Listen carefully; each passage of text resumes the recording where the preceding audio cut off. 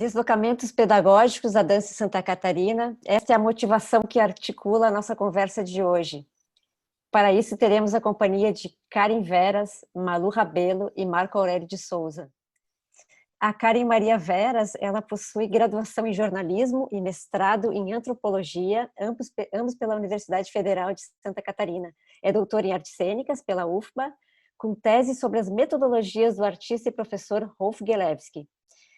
Ela tem cursos de formação em Hatha Yoga, Yoga Interativa, Yoga Kids, ministra aulas de Yoga Integral, Yoga para crianças e movimentação espontânea em Florianópolis. 1981 a 1986, ela frequenta os cursos de dança moderna com a Renée Wells, em projetos ligados à UFSC, no período em que essa bailarina e coreógrafa e professora reside em Florianópolis. Karen, você foi aluna, né, da Renée Wells, e é sobre essa experiência que a gente vai focar nossa conversa de hoje, né, da contribuição do trabalho da Renée Wells para o contexto de Florianópolis. Então, eu preparei aqui, porque eu acho que nem todo mundo conhece, eu preparei alguns dados, né, da biografia dela, né? Espero ser rápida, mas vai ser difícil porque é um currículo gigante. A Renée Wells, ela então é argentina, né? Ela nasceu em Buenos Aires em 1925 e faleceu no Rio de Janeiro em 2007. Ela foi bailarina, coreógrafa, professora, ela escreveu livro, ela também trabalhou com escultura. E a formação dela, desde pequena, né, ela começou lá na Escola Nacional de Dança da Argentina e fez parte do corpo de baile do Teatro Colón, em Buenos Aires, lá em 1941 até 44. E, posteriormente, ela foi professora nessa instituição. Ela tem muitas especializações, né? Estudou dança clássica e moderna no New York City Ballet, estudou também no Instituto Coreográfico da Academia Real, na Suécia. Ela estudou com a coreógrafa Malutia Solares, no Chile, onde ela estudou Laban, né, todos os princípios de Laban, com essa coreógrafa. Quando ela residiu no Rio de Janeiro, porque ela veio, né, quando ela veio da Argentina, ela foi para o Rio de Janeiro, né? E aí ela ministrou aulas na Escola de Dança do Teatro Municipal do Rio de Janeiro, e ela criou o primeiro curso, né, de metodologia do balé, que foi, inclusive, muito frequentado, né, por bailarinos, coreógrafos, era um curso bem importante na época. E o livro que ela publicou em 77 chama O Corpo se Expressa e Dança. E foi uma publicação também importante, porque ela inaugura assim, essas publicações sobre o ensino da dança direcionado a crianças. Ela veio em 1977 para Florianópolis a convite da UFSC, depois você pode falar um pouquinho mais sobre isso, né? E ela ministrou aulas para os alunos do Colégio de Aplicação da UFSC. Posteriormente, ela veio também a trabalhar com os universitários e ainda cria um grupo de dança. Depois, ela ainda cria um outro grupo, que é o Mobile, em 79, não sei se essa data está exata, mas o que eu tenho aqui é 79. Ela ainda funda uma escola em Florianópolis, no Estreito, né, Karen? Anexa a onde ela residia, Jardim Atlântico ali. Jardim Atlântico. ProDance. Como? ProDance. E uma coisa muito importante que eu queria ressaltar, que em 1985, junto com a Marta Mancinho, ela funda a APRODANCA, que é a nossa Associação dos Profissionais de Dança do Estado de Santa Catarina. É o momento de que a classe da dança, né, começa a se articular aqui no estado, e ela foi a primeira presidente, então assim, ela tem uma contribuição muito grande, e tanto é que em 2005, ela já não residia mais aqui, né, ela recebe a medalha de mérito cultural Cruz e Souza, né, por reconhecimento à sua contribuição, né, pela dança no estado de Santa Catarina. Karen, você que foi aluna da Renée Wells, quem era a Renée Wells? Descreva assim, para a gente o contexto, as propostas da Renê como educadora, a partir do que você vivenciou. Nos fale assim, sobre a importância do ensino proposto por ela. Então, quando eu conheci a Renê, já foi entrando a década de 80. Então, ela entrou na UFSC em 77 e iniciou com as crianças do colégio de aplicação. Então, eu tenho colegas que iniciaram ali, e por uma dessas colegas é que eu fui fazer um teste, porque ela fazia um teste de aptidão, assim, para entrar, embora ela fosse super inclusiva, né? Não eram por tipos de corpos, era alguma outra coisa que ela fazia.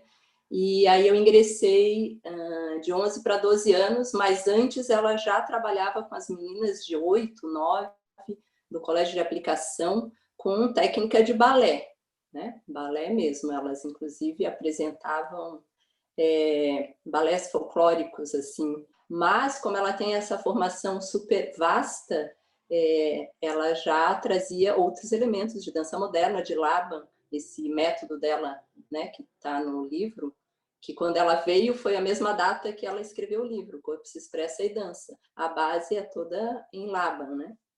E então, quando eu cheguei, já estávamos fazendo as aulas e ensaiando, porque eu já tinha um grupo de dança ali onde atualmente é a igrejinha da UFSC, né? O Departamento Artístico e Cultural.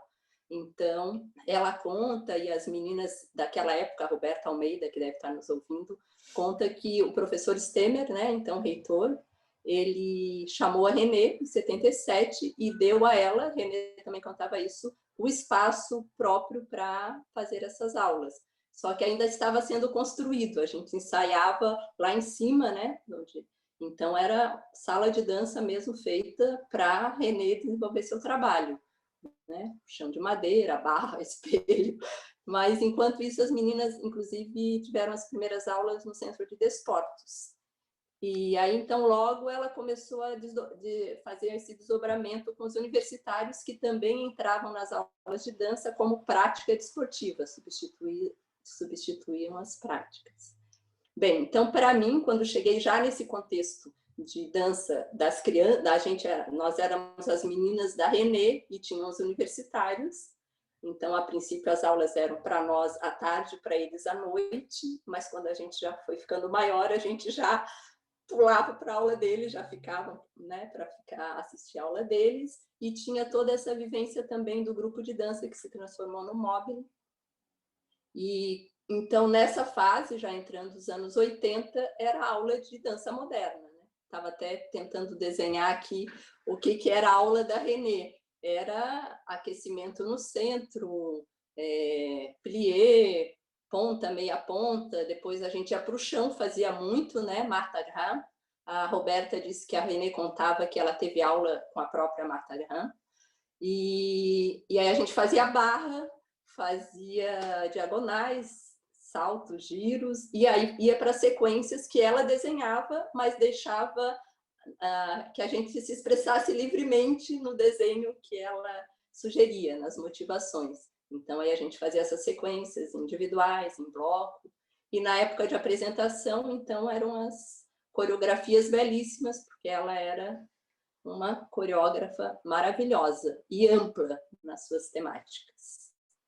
Enfim, nesses termos assim mais aí coreográficos, quando eu entrei já tinham essas coreografias, bem, essas primeiras de balé inglês, foi bem no início, depois as que ficaram bem conhecidas já como grupo de dança foram a linha e a estrada, que falava da cultura da ilha, né? Ela mergulhou na cultura da ilha, teve a coreografia lá na Lagoa do Peri, que era sobre as lavadeiras, e esse grupo circulou muito, né? Circuito universitário, fez muito essas coreografias.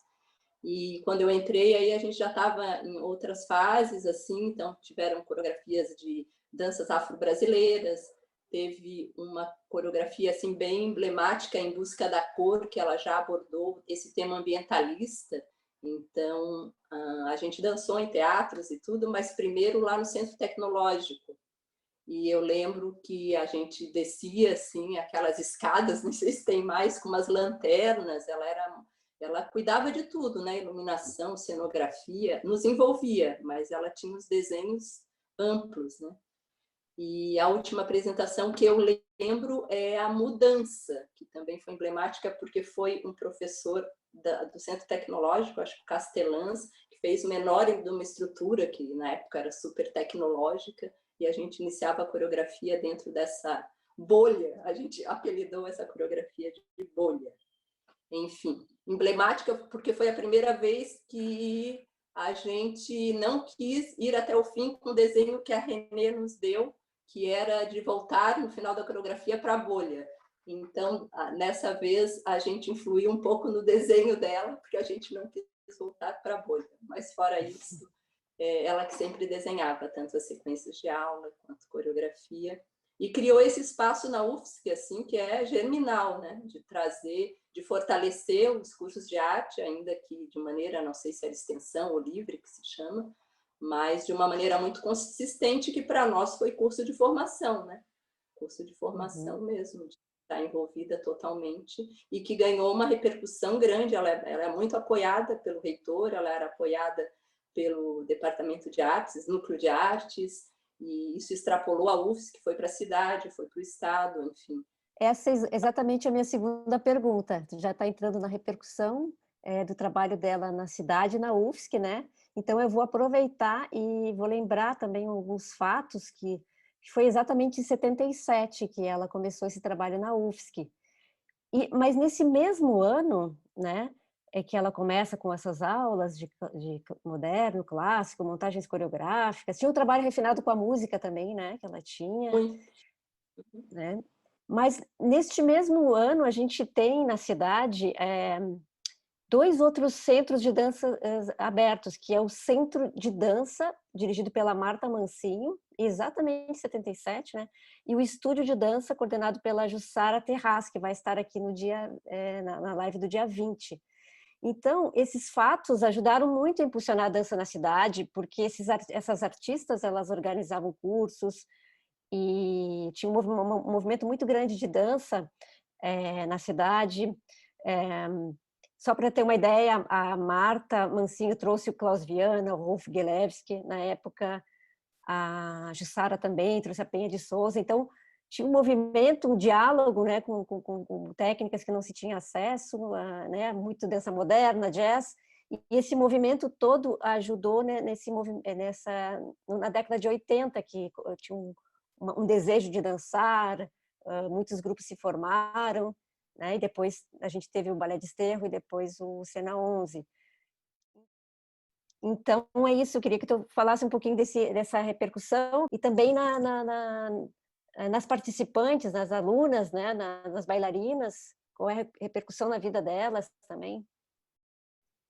Então, realmente tinha esse cenário, e a Renê era uma artista muito articulada, tanto com pessoas daqui, ela, né, era bem amiga da Marta, ela fazia as meninas também fazerem balé em outras escolas para ter outras visões, ela encaminhava a gente para grupo de teatro, ela trazia a Angel Viana para dar aula para a gente, olha o privilégio, e aí já chamava o pessoal do teatro ali do DAC, enfim, tinha essa articulação com todas essas outras vertentes, mas eu acho que é interessante ressaltar que a Renê era muito plural, assim, né, nas suas linguagens, e eu acho que isso repercutiu muito, porque ela não trabalhava, lógico, só com artistas, ou ela trabalhava com pessoas que gostavam de dançar e acabavam chegando ali.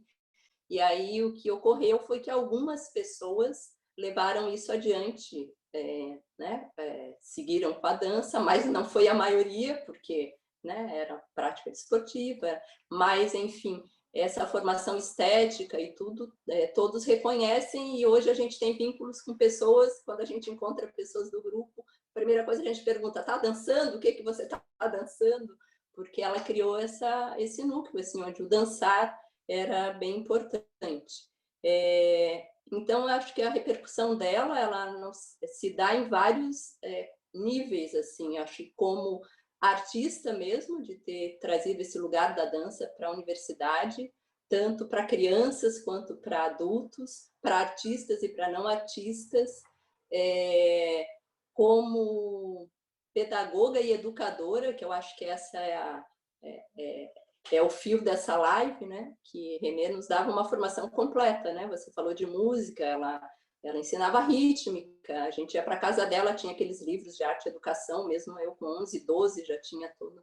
Ela era escultora, não era essa a vertente mais relevante, mas ela também, muita gente era indicada para a escola dela por questões de saúde física, por exemplo. Ela consertou, assim, auxiliou na a manutenção da coluna de muitas pessoas. Duas das dançarinas que ficaram com ela há bastante tempo chegaram por problema de coluna.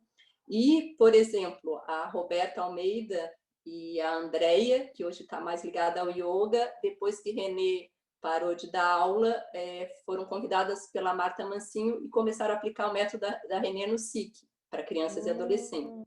Só que era sempre supervisionados por ela. Então, ela continuava a desenhar. A Rô até me passou aí uns desenhos. Não, ela não dava uma geral da aula, ela queria ver cada aula que as meninas desenhavam.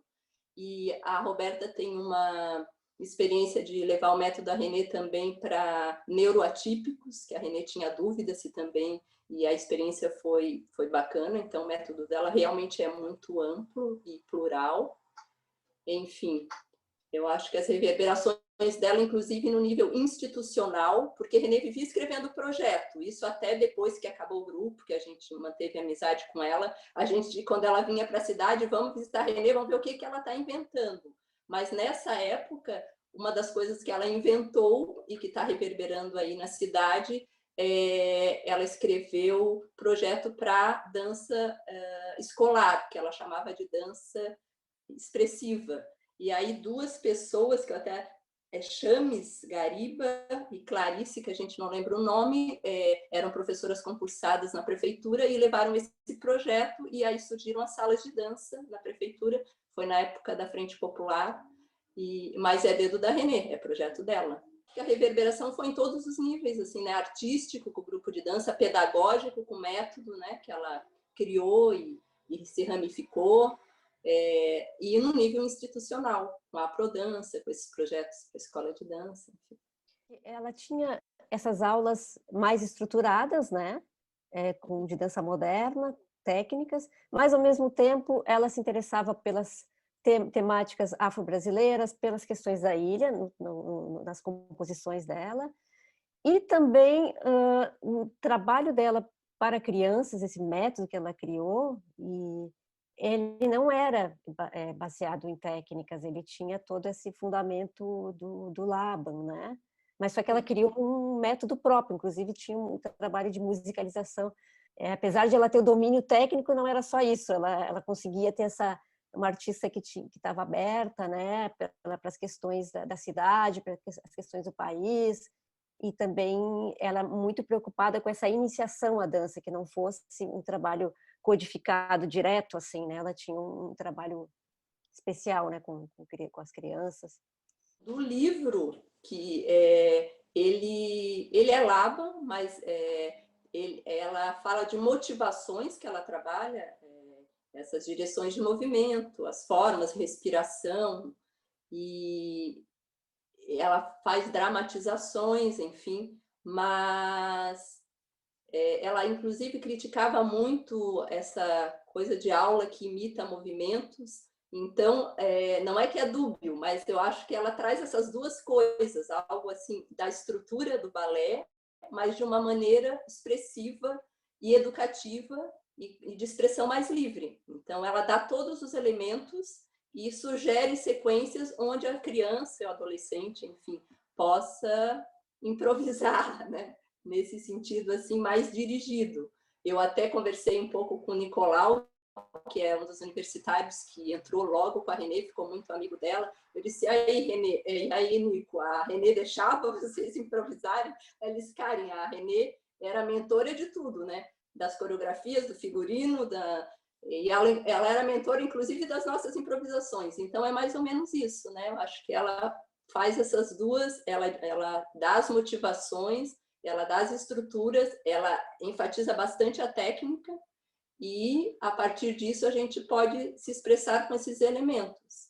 Então é isso, acho que é um método bem dela mesmo, assim, né? Baseado em Laban, mas tem a parte técnica, tem a parte criativa, expressiva, e enfim, e desdobramentos disso que acho que agora cada um aplica de alguma maneira, mas o livro tem a música, tem modo de movimento, etc, etc, para chegar nessa dramatização, nessa improvisação, nessas cenas, enfim, onde a criança possa se expressar livremente.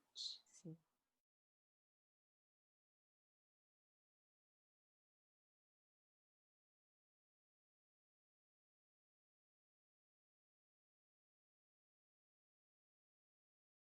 Mas eu queria que você falasse um pouco do grupo Mobile. Fui buscar nos arquivos da Sandra Meyer e achei alguns nomes aqui, né? Andréa Ferreira, Heloísa Silva, Isabela Bach, Regina Panseri, acho que é assim que se pronuncia. Da Reginete. Roberta Almeida, Nicolau Júnior e Luciana Sesconeto. Você falou, alguns deles são pessoas que eu tenho contato até hoje. Então, o grupo Mobile era um grupo de dança moderna, a gente tinha a preparação toda com técnica, essa técnica moderna, e essas coreografias maravilhosas e diversas da Renée. Então, ela desenhava tudo, do figurino, a iluminação, a música, aquelas fitas de rolo, porque a qualidade era melhor, mas ela nos envolvia em tudo também, por isso que era uma formação muito ampla. Então, por exemplo, no Baia Afro, ela foi visitar uma comunidade quilombola perto de Joinville, levou a Roberta, levou o que está na Cinemateca, Augusto dos Anjos, para filmar, aí ele se tornou dançarino. Então, ela recortava as calças africanas assim e a gente pintava, enfim, era uma delícia, a gente se envolvia com todo o processo. E dessas pessoas que você falou, bem, a Isabela chegou a ser a primeira dançarina, hoje é médica, mas foi uma das pessoas que chegou por problema de coluna. A Roberta é uma pessoa que seguiu na dança aí, né, por ter a parte de dança da Franklin Cascais. A Andréa está mais no yoga, mas também deu aula de dança naquela época lá no SIC. Eu sigo com yoga e dança.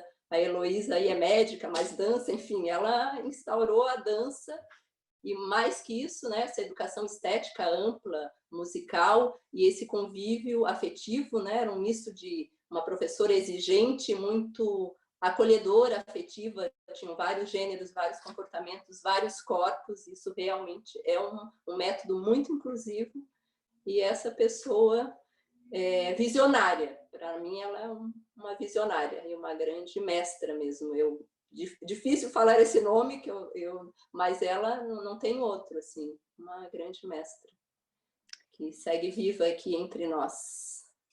A Malu Rabelo, ela é natural de Belo Horizonte, onde iniciou seus estudos em dança com a Ana Lúcia de Carvalho. Teve experiências formativas e artísticas na Royal Academy of Dance.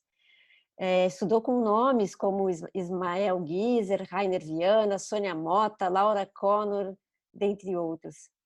Ela atuou como bailarina na Victor Navarro Companhia de Dança, no Rio de Janeiro, e também no grupo Transforma, em Minas Gerais, sob a direção do Arnaldo Alvarenga. Em Florianópolis, desde 1991, ela lecionou na Academia Albertina Ganzo e é uma das fundadoras da Associação Cultural Arte e Dança, onde continua desenvolvendo seus trabalhos com dança há 14 anos. Ela também participa do grupo Cena 11, companhia de dança, sob a direção de Alejandro Ahmed, acompanhando desde 1994 todo o processo artístico e pesquisa desenvolvidos pela companhia. Malu, me conte, quais são os desafios, né, de manter uma escola de dança em Florianópolis? Você está há 14 anos com a arte dança, você também trabalhou na Albertina Ganzo, né? O que você pode nos falar de dar aula nesses espaços e administrar, né, uma escola nesses espaços não formais? Porque a gente sabe que muitas vezes a primeira experiência de muita gente é nesses espaços, né, com contato com técnicas, com métodos, com modos de compor, e muitas vezes é ali que se inicia o gosto pela dança, o público, né, de dança. O que tu pode nos falar sobre o contexto de Florianópolis, de Santa Catarina? Eu acho que, como aconteceu também em Belo Horizonte, né, são criadas essas tribos. Aí na história da Renée Wells, você vê que ela também vai, monta um espaço, a outra pessoa monta um espaço, e eu acho que é onde que aparece e cresce essa tribo que tem talvez o mesmo gosto pela mesma arte, daí quer manter isso vivo, né, e fazer essa pesquisa e se encontrar mesmo. Eu acho que é uma coisa coletiva mesmo, né, Vera? É assim, nessa experiência com a arte dança nesses 14 anos, assim, a gente vê que é difícil manter qualidade, é difícil você ter uma continuidade, né? Ter esse apoio também, porque é uma instabilidade, né? E como fazer uma coisa artística também não fique completamente assim, senão você vira uma coisa comercial, que era uma dúvida nossa muito grande da arte dança, né? E eu acho que isso e também tem um outro fator que agora é essa adaptabilidade também com quem é que está vindo, quem que procura, que tipo de aula, qual que é esse encontro, né? Como que é esse encontro que você sempre tem que estar nessa aberta e na disponibilidade para esse diálogo, né? Mas é puxado. E tem mais uma coisa também que eu acho que a gente sai de uma área artística, onde que você quer estar em contato com as coisas de palco, de criação, de aula e tudo, e você tem que gerenciar toda uma parte administrativa, financeira, logística, que às vezes é muito complicado, né? Essa, pelo menos, é a minha experiência, né? Me fala, então, o diferencial da arte dança. Agora você estava falando sobre os espetáculos, criação de espetáculos, né? Essa relação das aulas diárias com a criação de espetáculos na escola. A associação foi um grupo, né, de pais, alunos, professores, que resolveram continuar o trabalho desenvolvido na Ganso, né? E essa vontade de estar ainda, continuar com o trabalho de dança. E começamos, a gente já tinha começado com a questão de fazer os espetáculos um pouco mais de criação própria, com uma pesquisa mais aprofundada, se envolver mais neles e também fazer uma repetição do espetáculo, trabalhando isso não como aquela coisa do final do ano descartável, que é só para cumprir realmente o relatório e depois todo mundo tchau. E sempre essa representação, ela tinha às vezes uma dificuldade, mas eu acho muito importante. E a nossa proposta, acho que foi sempre essa, criar esse campo artístico mesmo, de imersão, né, de espetáculo, onde que você vai desde o que você tá ali estudando, sobre o que é um balé de repertório. Se é um balé de repertório, normalmente, esses anos todos sempre vinham convidados de fora, então as alunas tinham esse contato com os bailarinos profissionais, né? Lucinha Segalin veio da Alemanha, na época da França, né? O Luiz também, que é bailarino cubano. E aí eu acho que isso, ao mesmo tempo que vinham, eles davam aula para as meninas também, teve a direção também do Quebra-Nós da Gisele Santoro. Então, eu acho que tinha esse lado no balé de repertório, esse tipo de imersão, que era muito interessante dentro da história do balé. E já nos espetáculos de criação própria, era uma pesquisa que começava do núcleo de direção, de como que a gente vai trabalhar esse ano, e isso ia aprofundando para as alunas também. Desde a ajudar a pensar figurino, desde a fazer o próprio desenho que foi projetado na tela como cenário, né? Desde aquela aluninha que começava a escutar a música toda vez, começa a cantar a música, você coloca para cantar também. Então, a gente foi mesclando isso, e eu acho que era nesse sentido que eu acho que é o diferencial, porque aí também trabalhamos com as orquestras, né? Carmen foi com orquestra, Copélia foi com orquestra, Quebra-Nozes foi com orquestra, e o Chico Martins tocou com a gente, o Zago foi um grande parceiro desde o primeiro espetáculo da Arte Dança, e sempre criando esse ambiente para que os alunos estivessem cruzando tanto com profissionais da música, da dança, e mesmo envolvido, eu acho que num outro modo coletivamente, né? Que não é só a sua parte que você dança e você vai embora, porque agora você... Não, a sua parte conecta com o do outro, você entende a do outro, quer de repente às vezes até dançar do outro. Então acho que a preocupação assim da arte dança foi nesse sentido.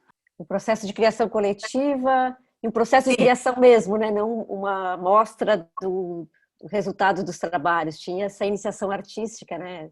Isso aí, depois, quando você vinha para a apresentação, às vezes tinha pessoas que falavam, mas para que apresentar?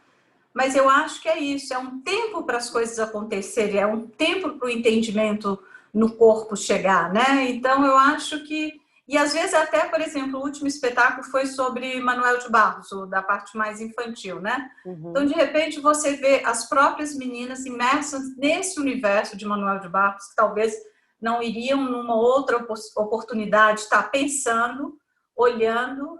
Então, assim, aconteceu cenas assim, por exemplo, de você fazer um vídeo a formiguinha na mão da aluna, quando eu vi, a menina já veio com o vídeo da escola, do recreio, das formiguinhas andando lá no Colégio Catarinense, né? Então, acho que você traz outro tipo de discussão mesmo, né? Então, é mais nessa questão de um aprofundamento mais artístico e de direção ampla. Então, me fale quais as questões específicas desse tipo de atividade voltada para a preparação de artistas em uma companhia de dança, né? A partir da tua experiência com o grupo Cena 11. E também, junto a isso, como é que você se vê hoje na companhia? Eu acho que com o Cena 11, eu cheguei em Floripa, e aí foi quando eu conheci a Karen, né? Na verdade, eu dava aula para ela, para o Alejandro, e foi daí que a coisa começou, e aí começaram a fazer aula de balé, né? Comigo, e aí no começo do Cena 11, realmente, a maioria dos bailarinos, eles vinham de uma base do balé. Então, as aulas do balé transcorriam, né, tranquilamente. Com o tempo, eu acho que a gente vai mudando, a gente vai moldando e sendo moldado, né? E aí, com o tempo, e aí eu acho que foi bem, enquanto tinha todos esses bailarinos que tinham uma base e tudo, e mesmo assim as coreografias já iam para uma pesquisa mais própria de movimento, né? Que o Ali foi proporcionando, e sempre assim, o Alejandro dava as aulas dele também, da técnica da companhia, e eu dava 2 dias. Até a entrada do Greg, que foi um outro corpo que não tinha essa base, e aí você começa a dialogar sobre isso. Porque, no fundo, você sempre está trabalhando com peso, articulação, gravidade, né? No caso do balé, você trabalha muito essa bipedia. Então, você está em pé e como que é, mas é o peso da cabeça, qual que é essa diferença na hora que você desloca, na hora que você impulsiona. E aí, com o Greg, foi como que você explica isso tudo para uma pessoa que veio do teatro, né? Como é que você vai trazer para uma aula, inclusive que todas as pessoas já tinham aquela base. E foi ali que eu acho que eu comecei a ter um outro tipo de esforço, que minha aula foi modificando. E aí ela foi modificando, e aí foi interessante, porque depois veio Claudinha. Nossa, aí foi tanto... E hoje em dia, na companhia, a maioria dos bailarinos, a base não é do balé mesmo, né? Então, é completamente diverso, né? E aí foi legal, porque é isso. Como é que você vai trabalhar essa coisa do balé naquela época? Porque você não vai falar sobre a peruca que está usando, que você vai ser a princesa. Não era sobre isso, era qual é o peso desse seu braço quando você faz essa extensão, como é que você desloca a sua bacia para se colocar em outro lugar, qual é essa instabilidade criada pela rotação das pernas, né? Que é uma coisa própria do balé, que isso eu discuti muito também, foi com a Maria Carolina, que estava ontem na live, né? E a gente falando sobre isso, porque aí o balé também, para estes corpos, é isso. Você tem que segurar uma coisa numa posição que é completamente desequilibrada, né? Então, dentro dessas conversas todas, isso que eu falo, eu fui muito influenciada e foi modificando minha maneira de dar aula. E aí você também vem essa pergunta, o que aquele corpo necessita, o que eu posso proporcionar também para trocar, mas para ver se eu acrescento, né? E aí foi modificando, aí depois quando eu tive o contato com o método Bertazzi, já por coisas da fisioterapia também, eu fui também trazendo outro tipo de preparação técnica, aonde que você pensava esse outro jeito, até uma preparação mais preocupada em preservar também um corpo, que às vezes é para reorganizar melhor coluna, articulação e tudo, mas nesse sentido. E aí, aos poucos, depois, isso foi... Quando...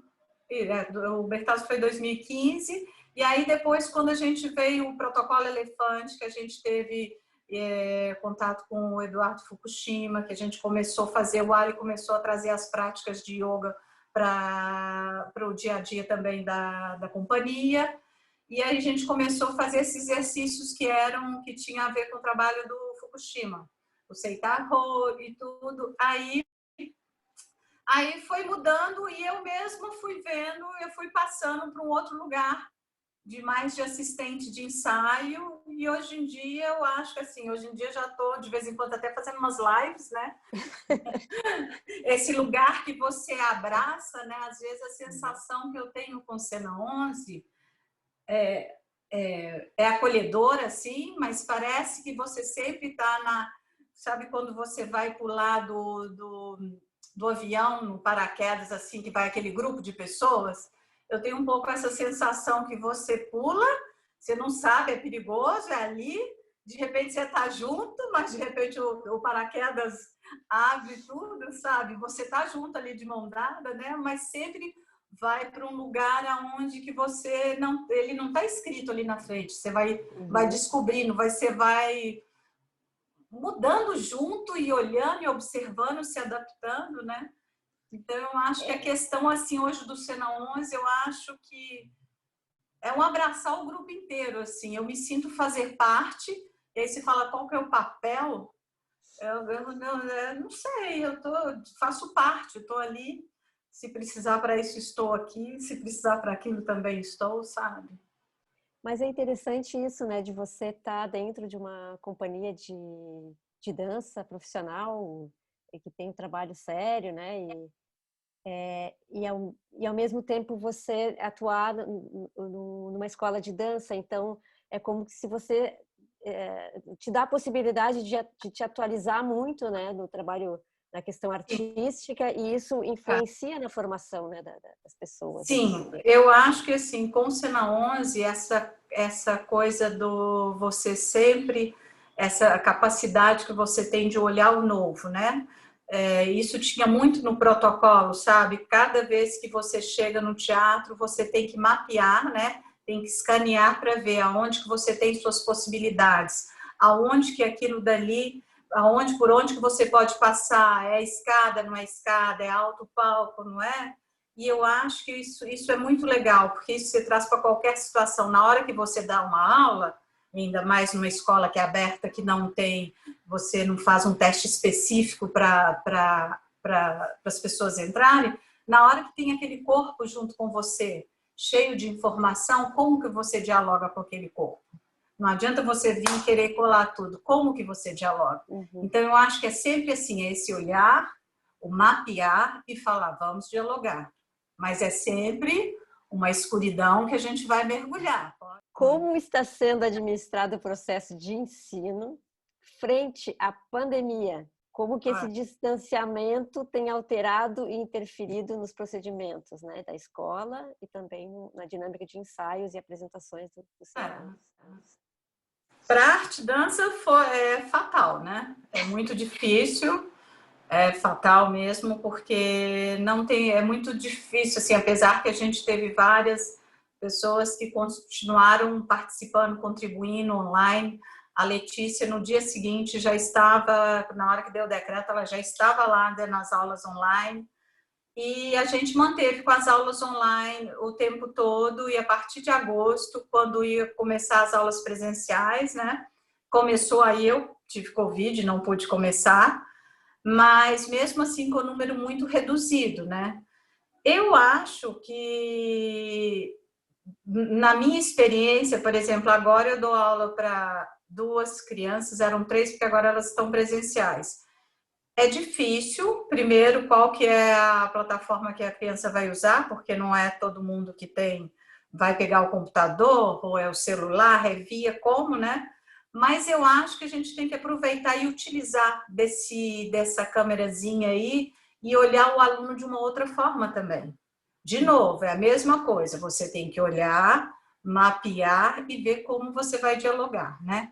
Porque as instruções para você ver o que, né, inclusive para não machucar, ou como potencializar, né, e aí isso daí você vai ter que estar olhando e percebendo mesmo o tempo todo. E ao mesmo tempo, assim, para as crianças, eu acho que teve até um problema físico mesmo, que o corpo desmonta, né, essa coisa do computador, que a coluna desmonta. Então, a primeira coisa das aulas online que eu vi com as meninas foi: bota esse corpo para cima, porque o corpo estava assentado, caído, né?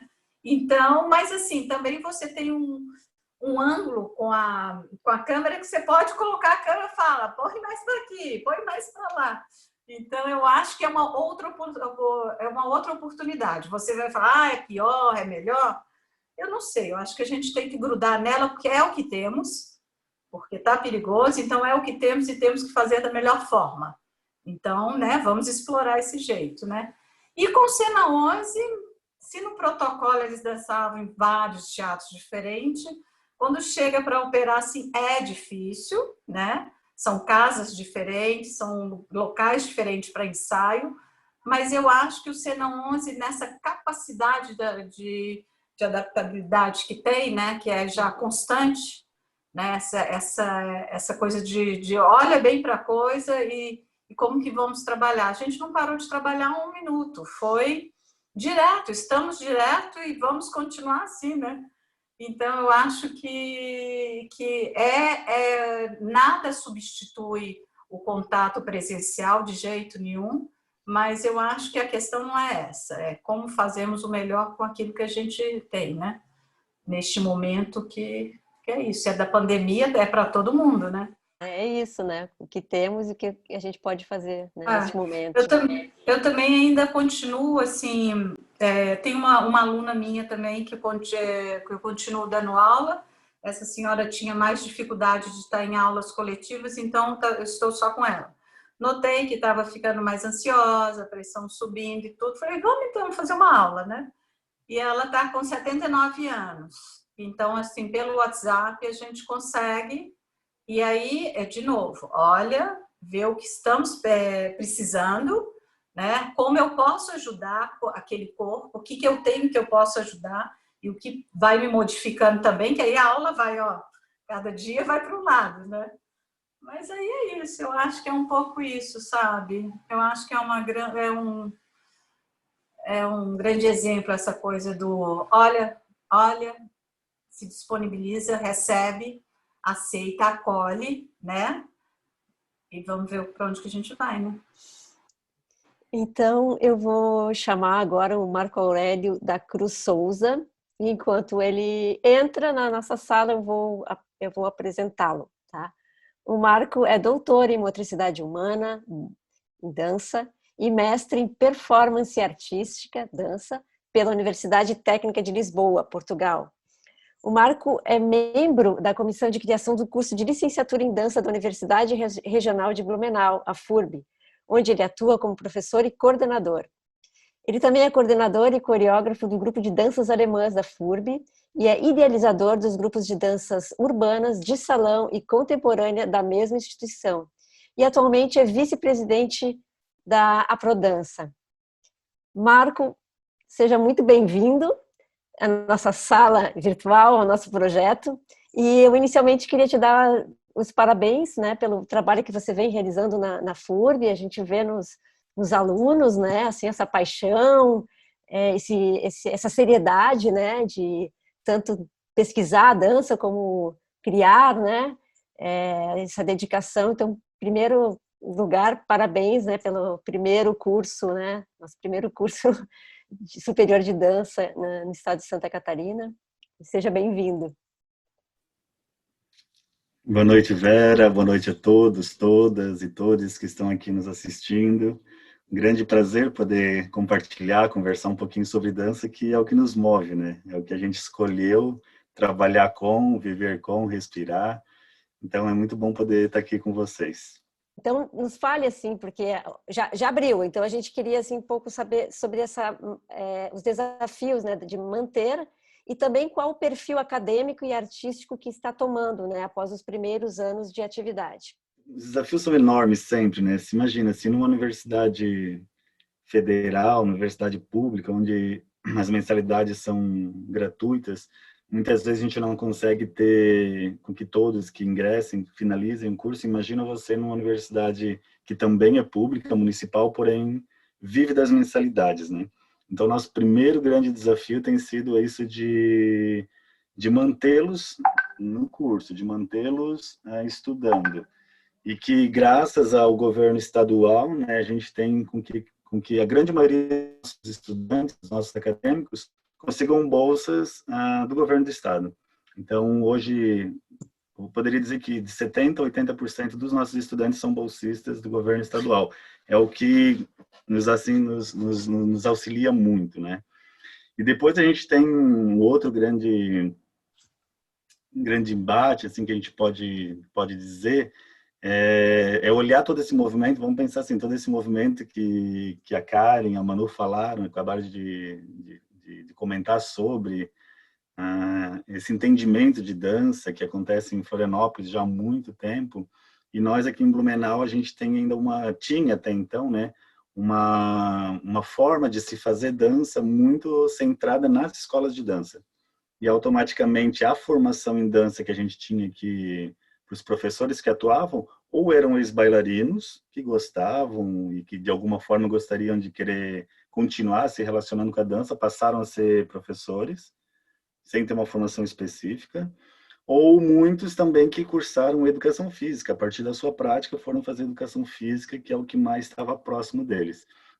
E aí, nesse sentido, as práticas iam sendo mantidas da mesma forma, não se tem ainda até hoje, né, uma grande circulação de profissionais da dança, profissionais que eu digo assim mesmo, que consigam viver artisticamente da dança.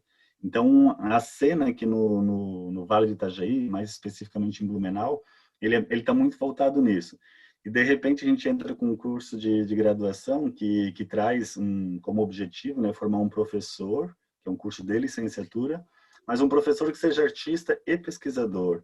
Então, nisso, nas práticas de aula, vem muitos processos de pesquisa mesmo desse corpo que se relaciona com espaço, com tempos diferentes, que tem na mesma sala acadêmicos que vêm de formação técnica diferente. Então, a gente tem acadêmicos no mesmo espaço que veio das danças urbanas, aquele que veio da dança clássica, aquele que veio das danças populares e folclóricas, aquele que tem um corpo assim muito formatado já para o jazz.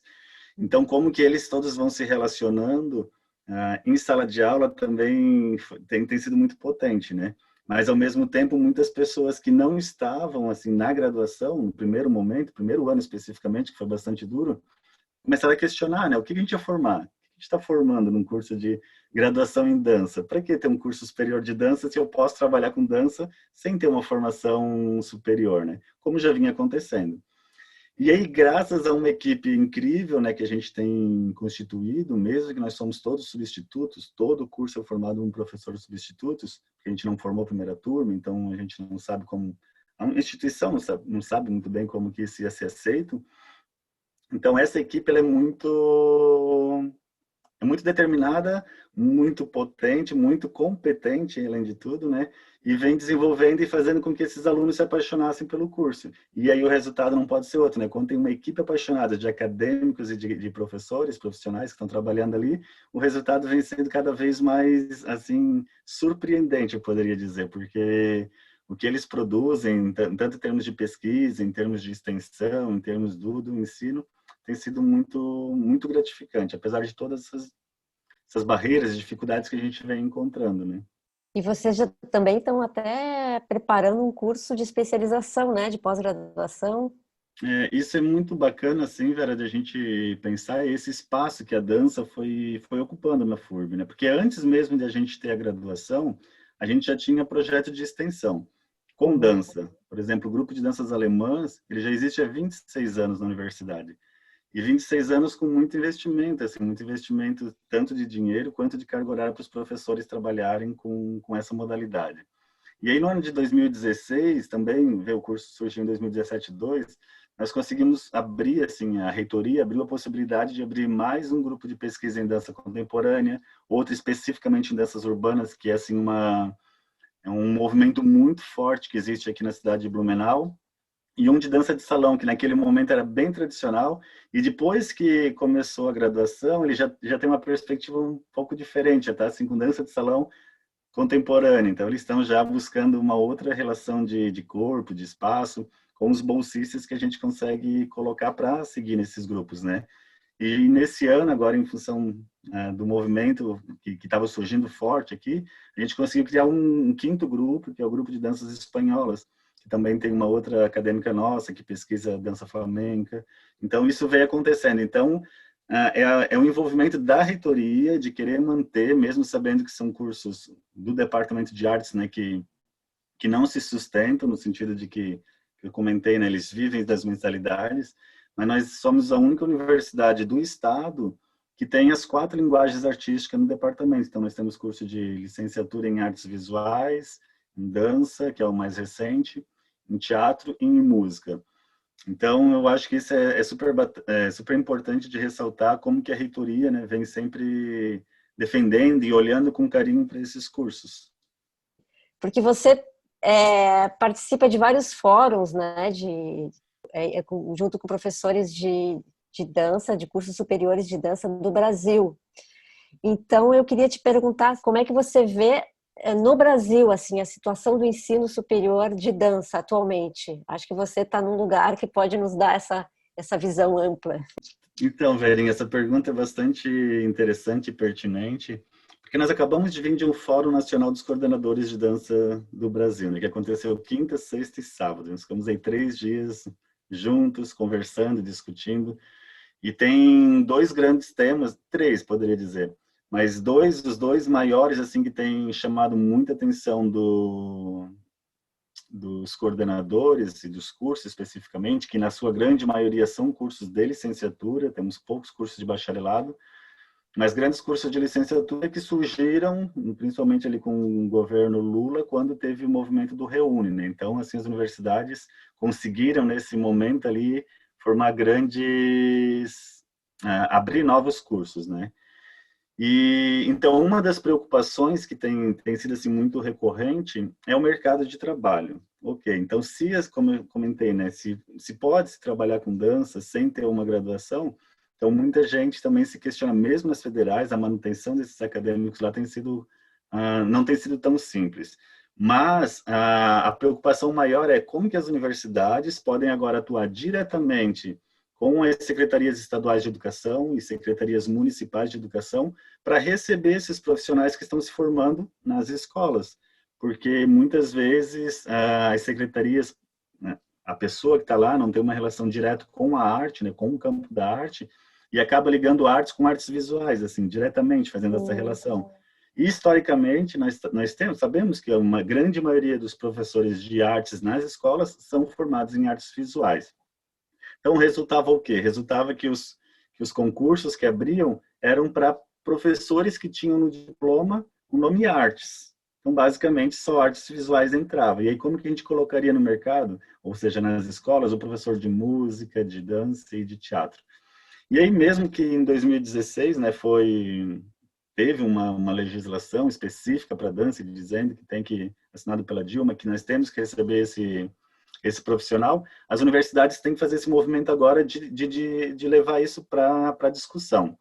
Aqui na região do Vale, a gente já conseguiu que todas as cidades, a nível dos municípios, consigam recebê-los. Então, os editais são feitos em parceria com a FURB e automaticamente daí a gente já abriu, né, com as 4 linguagens artísticas para assumir o componente curricular artes.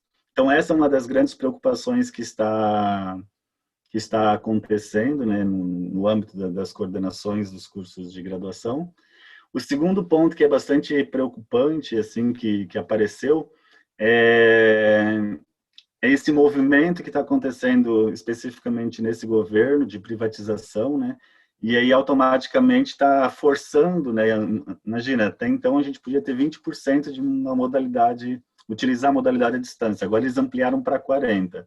E está vindo uma pressão muito grande de colocar os cursos de danças quase que na sua totalidade também para ser 100% à distância. Então isso é uma preocupação bastante grande, né, dos coordenadores. Então saiu já do fórum uma carta, né, assinada por todos nós, se posicionando contra isso. Não é negar o ensino à distância de forma alguma, mas não perder a presencialidade que é tão importante no nosso campo, né, na nossa área de conhecimento. E o terceiro ponto, que é muito específico, por isso que eu falei que eram dois, mas o terceiro, é esse momento, né? Como que as universidades, principalmente as federais, têm tido dificuldades nessas aulas que estão acontecendo nesse formato. Não pela incapacidade dos professores ou dos acadêmicos, mas pela, talvez, não conseguir acessar a todos, fazer com que todos os acadêmicos tenham acesso à internet ou a computadores. Então, fizeram vários editais para tentar chegar nessas pessoas talvez um pouco mais vulneráveis. Então, essa é uma preocupação que eles também estão muito atentos e que se relaciona também já diretamente com a nova resolução de formação de professores, a 02 de 2019. Então, isso são as coisas que têm chamado muita atenção, porque são muito presentes, principalmente a partir do momento que entrou esse novo governo, né? Então eles estão tudo muito atiçados. E nós, como estamos numa outra situação, né, uma universidade municipal e que é paga, como eu falei, então parece que as coisas são mais rápidas, assim, a gente tem um pouco mais de autonomia para resolver diretamente no centro, com os professores, com os acadêmicos. Então acaba sendo um pouco um outro movimento que difere um pouquinho das federais e que a gente tem que entender, assim, imagina, Brasilzão desse tamanho, né? Como é que isso tudo acontece? Imagina, lá em Manaus, depois lá no Ceará e aqui no Sul, que são perspectivas tanto de entendimento de mundo, de ensino da dança, mas que tem sempre essas questões que caem em todos os lugares, que são as mesmas, né? Mas eu vou pedir para você falar um pouquinho mais sobre essa questão que você iniciou, né? Sobre a dança na grade curricular do ensino básico, porque eu sei que você está atuando em conselhos e comissões, você integra essas comissões, né? Que está repensando essa articulação da dança no ensino básico. E agora você está nesse momento trabalhando no ensino médio, não é isso? Esse é um movimento muito recente, né, e que nós começamos aqui no estado de Santa Catarina. Nós começamos os consultores, no qual que eu estou fazendo parte nesse momento, pensar o novo ensino médio para o estado, pensar o currículo do novo ensino médio para o estado de Santa Catarina. Obviamente que isso não está saindo do nada, é um movimento que começou lá em 2017, 2018, com a aprovação da BNCC, né, nossa nova base, que entrou como projeto de lei. Então, como essa base é nacional, os estados têm que, a partir dela, criar os seus novos currículos e depois cada município olha para esse currículo estadual para criar os seus currículos municipais. Então, é esse movimento que a gente está finalizando agora, penso que no máximo até semana que vem, no final de novembro, a gente tem que entregar para ir para o Conselho Estadual de Educação. E aí, nesse sentido, olhando para a base, eu estou como consultor de dança, né? É a primeira vez que a gente tem um consultor de dança nesse movimento dos currículos, porque até então sempre era um consultor de artes.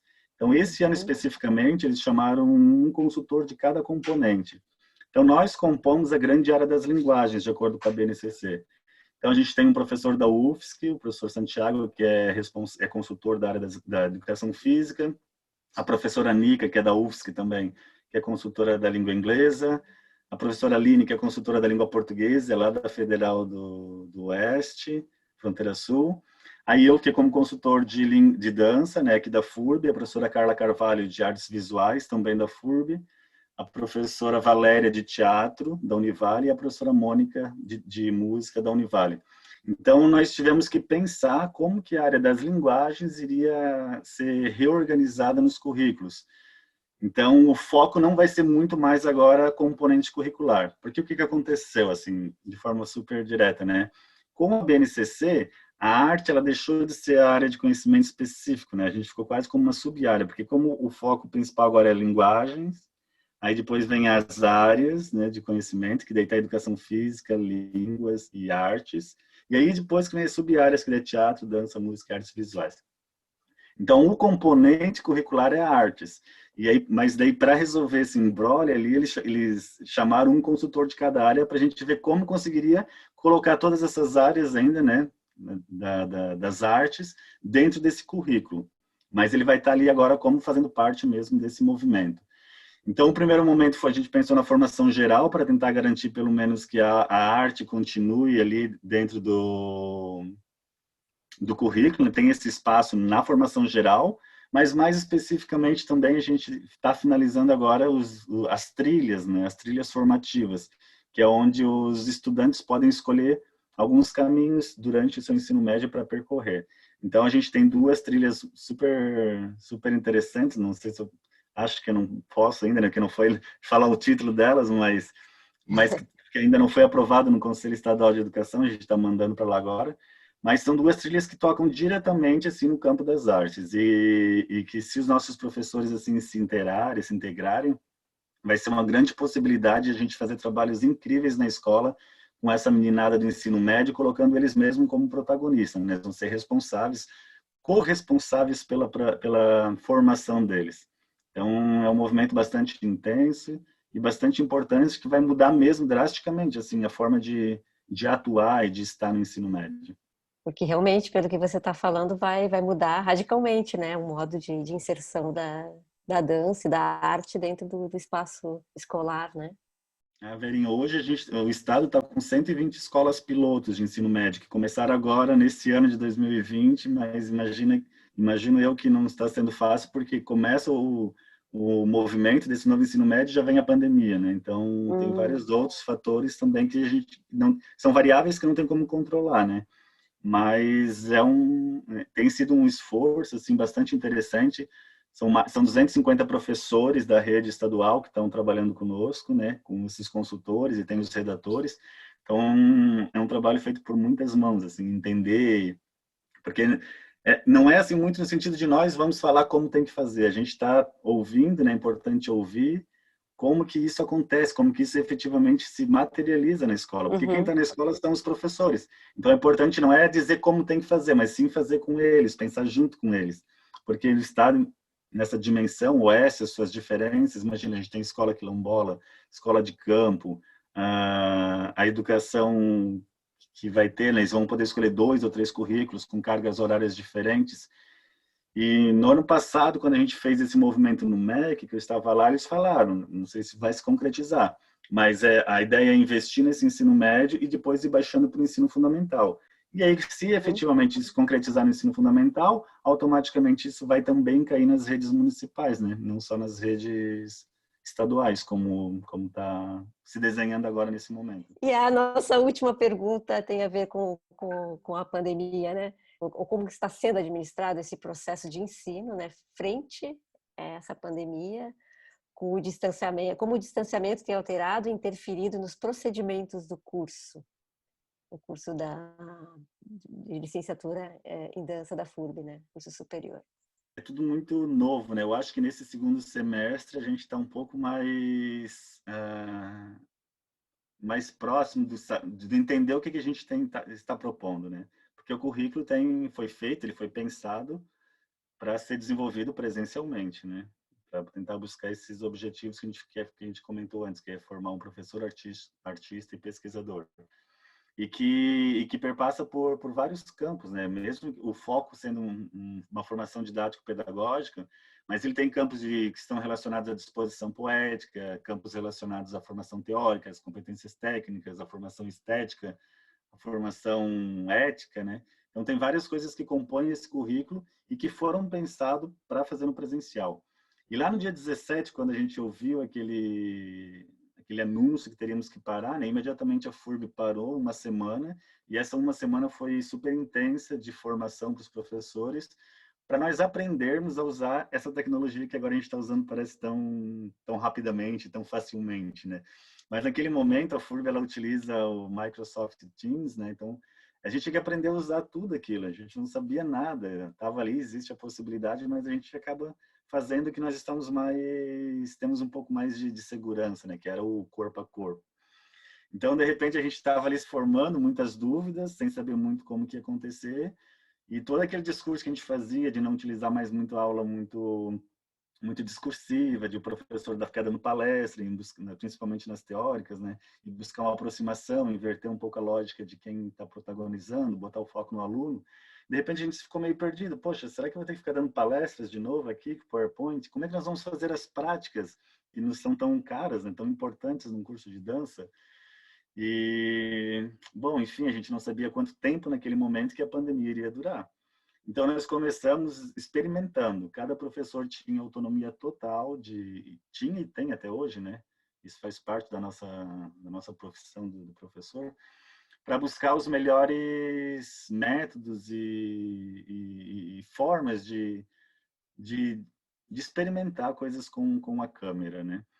E aí nós temos um grupo de WhatsApp e a gente também faz reuniões de colegiado, onde a gente tentava trocar muito uma experiência do outro e ouvindo o outro, isso nos dava sempre muitas novas ideias e por incrível, assim, incrivelmente os projetos que foram surgindo, né, que eu acredito que não teriam surgido se fosse no modelo presencial, foram ganhando uma força assim de potência criativa mesmo. Como que essas meninadas assim se relacionavam naquele espaço que lhes era permitido. E às vezes a gente entrava e via o quão limitado era esse espaço. E como que essa limitação de espaço gerava outras possibilidades de movimento, de dança, que às vezes seriam assim incapazes. Então foi muita generosidade, tanto dos acadêmicos de abrirem, né, suas casas, deixar nós entrarmos dentro da casa deles, e de nos receberem, de serem pacientes e de se permitirem mesmo criar. E depois isso tudo foi criando uma dimensão assim de experimentações por meio do vídeo, que eles tinham tido, principalmente a primeira turma, tinha tido uma componente já de danças e novas tecnologias, porém a segunda e a terceira não. Então foi mesmo assim muita troca entre um acadêmico ajudando o outro, porque eles não tinham tanto domínio, e nós aprendendo muito mais do que ensinando com eles. Isso definitivamente é uma coisa que está certo. E hoje de manhã, né, a gente conseguiu ter um momento de troca, né, junto com o pessoal da Universidade Federal de Ouro Preto e o pessoal aí da UFSC também, onde eles puderam falar dos trabalhos, desses momentos, o quão difícil, o que eles têm aprendido, assim.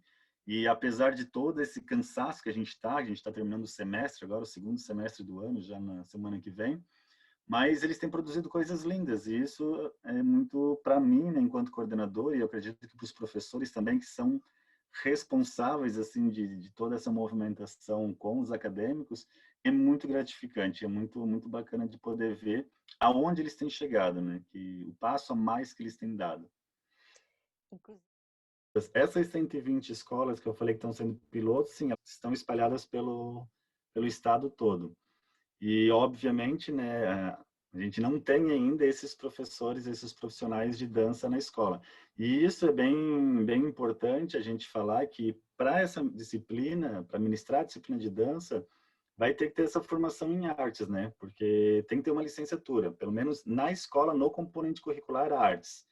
Agora, se eu for trabalhar em projetos no contraturno, que não é isso que a gente está fazendo nesse momento, aí sim pode entrar o profissional de educação física, que também tem uma licenciatura, mas para ministrar a disciplina do componente de dança enquanto artes, tem que ter uma formação em artes. Eu posso ser das artes visuais, ter uma afinidade com dança e desenvolver o trabalho com dança. Porque nesse momento vai ser super complexo de os governos contratarem um professor de dança, um de música, um de artes visuais, um de teatro, porque eles diminuíram a carga horária da componente artes, né? E como nós estamos abaixo, então, teoricamente, quem for entrar para ministrar o componente artes, pode, se assim desejar, desenvolver o ano todo o trabalho com a sua especificidade de formação, mas ele pode criar diálogos, e assim esperamos que criem, né?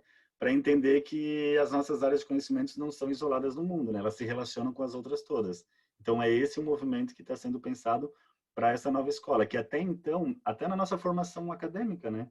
A gente chega na sala, agora é aula disso, agora é aula daquilo. Então, é esse tentar sair um pouco das caixinhas para criar esse movimento.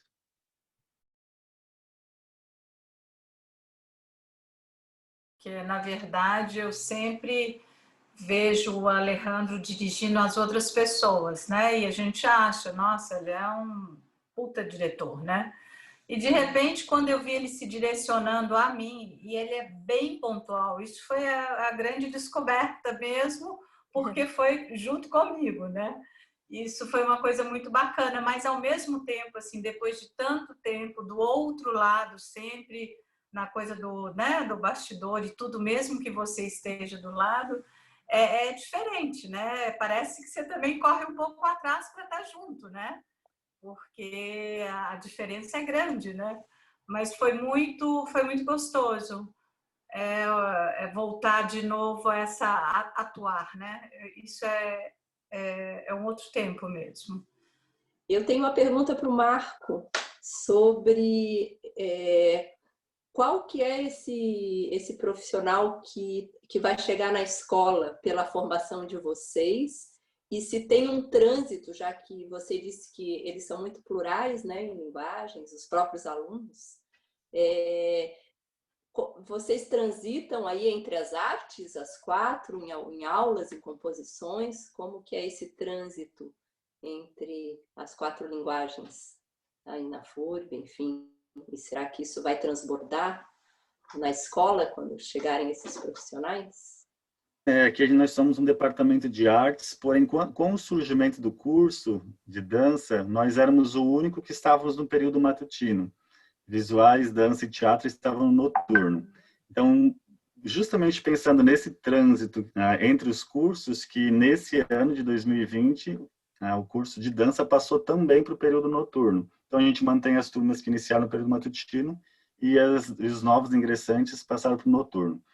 Nesse sentido, nós temos o curso é dividido em 3 eixos, né? Um eixo que que a gente chama eixo das licenciaturas, onde eles têm as disciplinas pedagógicas que fazem parte da legislação, que é específico a parte da escola, que é gestão, didática, Libra, são componentes desse eixo. Aí nós temos o eixo específico da dança, onde eles passam pelas técnicas, né? Técnica de dança clássica, técnica de dança moderna, enfim, daí tem dança contemporânea, dança popular, dança folclórica.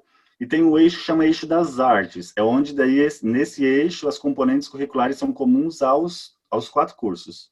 Então, por exemplo, a gente tem corpo e musicalidade, é um componente onde todos os acadêmicos dos 4 cursos vão passar juntos.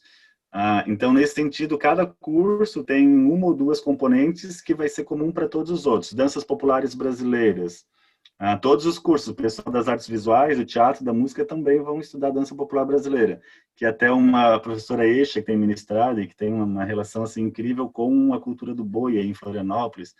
Os nossos professores todos são de Florianópolis, a grande maioria, né? Então, essa bagagem que vocês trouxeram aí, eles vêm trazer e compartilhar aqui conosco, que é incrível.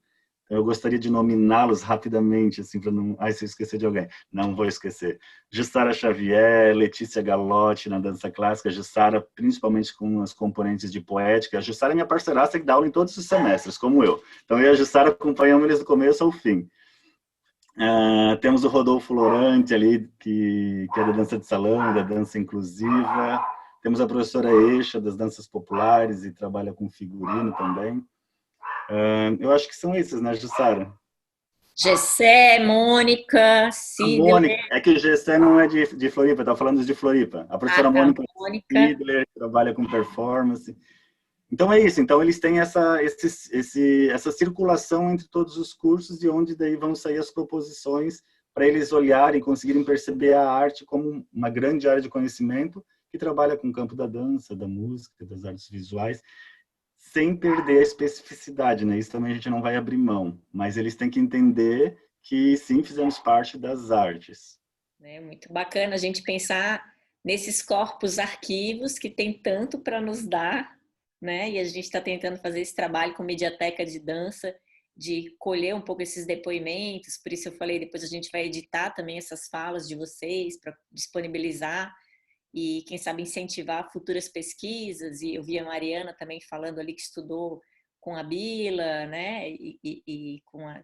Enfim, que a gente falei para ela, volta amanhã, porque a gente vai conversar amanhã sobre a Bila. Então, é muito legal a gente fazer esse movimento de juntar mesmo, né? Fazer da dança esse acontecimento que une passado, presente e futuro, enfim, que nos ajuda a mover, né? E a transformar todo esse conhecimento, né? Um conhecimento que é vivo.